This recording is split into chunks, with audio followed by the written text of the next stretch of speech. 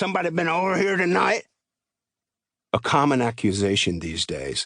Of course not, she said. I'm just ready for bed. You're a whore. Come on, Stu. I'm sleepy. Let's go to bed. Who is he? He growled as he fell back against the door. Who is who? There's no one. I've been here all night with the kids. You're a lying bitch, you know that? I'm not lying, Stu. Let's go to bed. It's late. I heard tonight that somebody saw John Albert's truck out here a couple of days ago. And who is John Albert? And who is John Albert? Asked the little slut. You know damn well who John Albert is. He moved away from the door and took steps toward her, unsteady steps, and he tried to brace himself with the counter.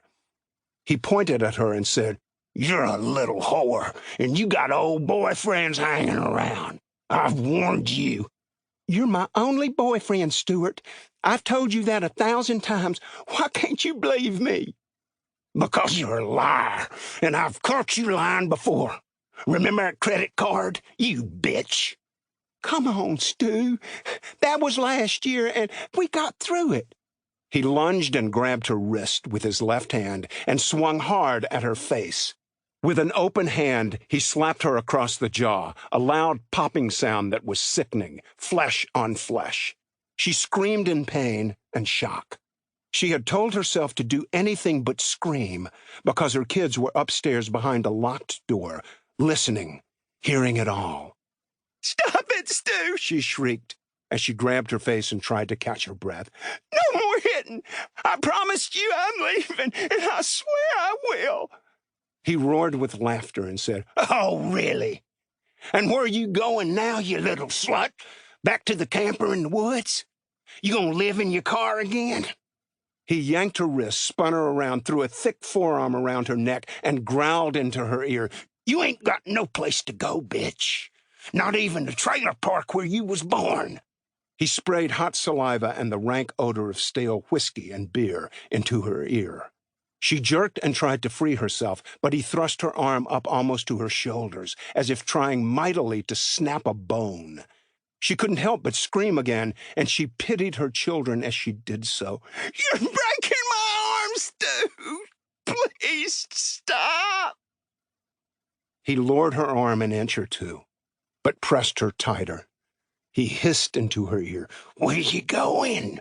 You got a roof over your head, food on the table, a room for those 2 rotten kids of yours, and you want to talk about leaving? I don't think so. She stiffened and wiggled and tried to break free, but he was a powerful man with a crazy temper. You're breaking my arms, Stu. Please let go. Instead, he yanked hard again, and she yelled. She kicked back with her bare heel and hit his shin, then spun around and with her left elbow caught him in the ribs. It stunned him for a second, did no damage, but allowed her to pry herself free, knocking over a kitchen chair. More noise to frighten her children. He charged like a mad bull, grabbed her by the throat, pinned her to the wall, and dug his fingernails into the flesh of her neck.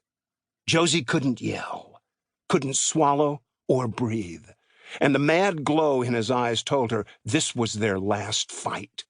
This was the moment he would finally kill her.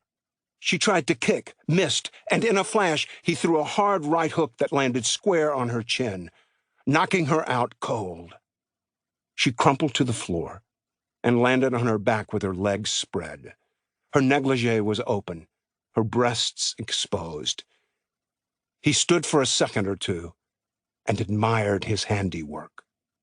Bitch hit me first, he mumbled, then stepped to the fridge where he found a can of beer. He popped the top, had a sip, wiped his mouth with the back of a hand, and waited to see if she might wake up or whether she was down for the night. She wasn't moving, so he stepped closer to make sure she was breathing.